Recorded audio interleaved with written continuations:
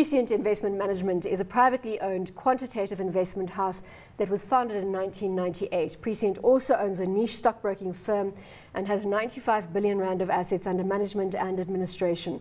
Jean-Pierre du Plessis, asset manager at Prescient Investment Management, joins us in studio to share their investment strategy. Thanks so much for your time, Jean-Pierre. Just starting in terms of the philosophy for the Prescient Income Provider Fund. Obviously, you are in the money market space, but the rationale behind the fund, what are you looking to beat from a benchmark perspective? Sure. So the Flexible Income, the Net Group Flexible Income Fund is focused on asset allocation within that cash and income space. So it can allocate across cash, short-term bonds, credit, preference shares, property, and as well as having some international exposure. So it really is an asset allocation fund. The beauty of this fund is that we've managed to, by focusing on risk, keep the risk relatively low, even though you have those exposure to those other asset classes, and allow the investor at risk, which is not substantially greater than money market, to achieve higher returns. Jean-Pierre, can you just give us some idea of how you're positioned at the moment in terms of those different instruments? I know it's, you mentioned quite a lot of instruments and their different durations, so we don't have to go through all of that detail, but can you give us some sense of where your main exposure is at the moment? Happy to do that. We are really focused at the moment on keeping duration quite short. What we saw in the last week or so with the recent print of inflation at 5.7% is that the market is starting to price in rate cuts. And as a result, it doesn't really benefit you to take longer duration, i.e. buy 1 year or 2 year assets, because there's in fact cuts priced into those assets. So we're very, very short in terms of duration in the fund. It's quite low risk at the moment in terms of how we're positioned.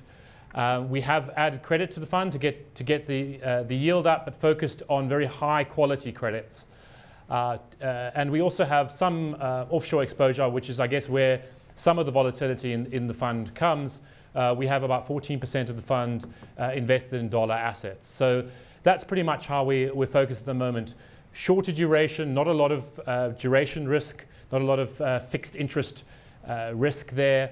A little bit of credit in the portfolio to add to the yield, and then also some international exposure. We do believe that international exposure is an important part of any income investor, because if we start to see weakness in the rand, that feeds through into inflation, and that's not good for any income investor. So it's an important part of the portfolio.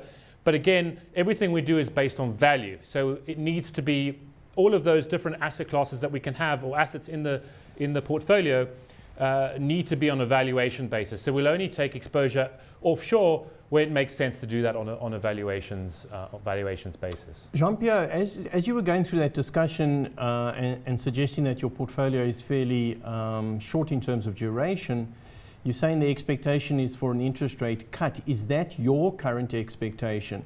And if so, what sorts of cuts are you looking for over what type of time period? In other words, do you think the next Reserve Bank meeting is on the 19th of July? Do you think they cut by then? Or do you think we're looking at a cut later on in the year, maybe September?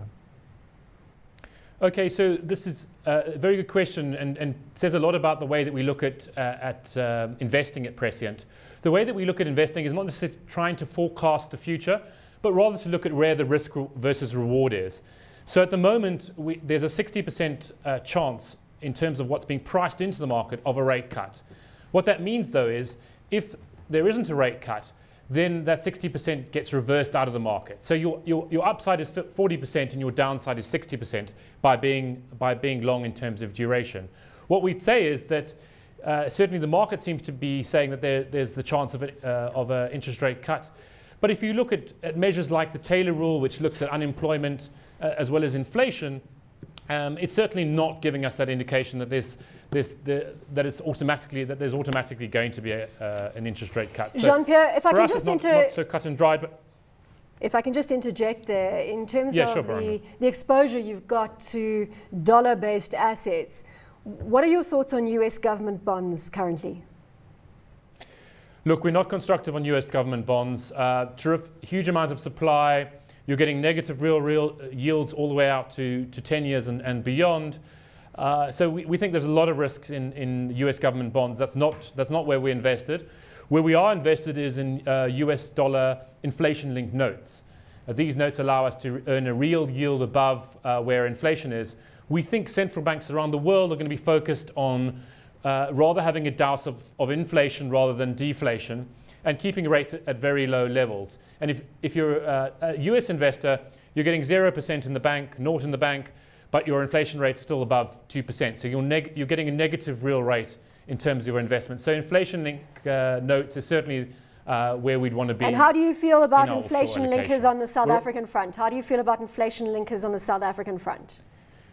It's very much the same case, but you have to look at where break-evens are versus the nominal securities. So if we're getting 0.5% real yields on inflation linkers, then we have to look at where that break-evens versus other securities that we can get in the nominal space. So we do have an allocation to inflation linkers in the fund.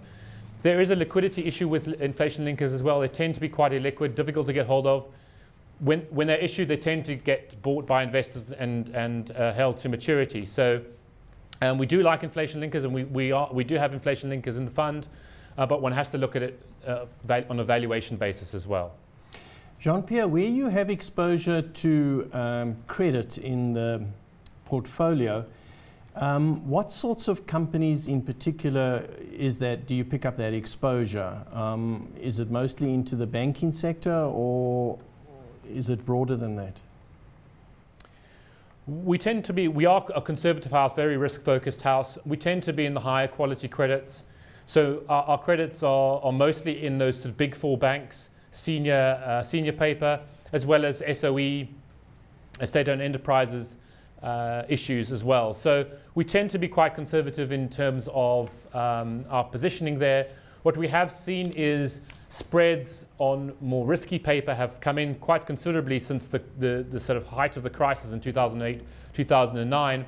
And certainly the kind of senior bank spreads are still, they've come in as well, but not to the same degree that we've seen from the sort of high yielding securities. So we think that's the right place to be from a risk reward perspective. Just finally, Jean-Pierre, obviously from what you've discussed, the portfolio is fairly conservatively positioned, duration short, etc.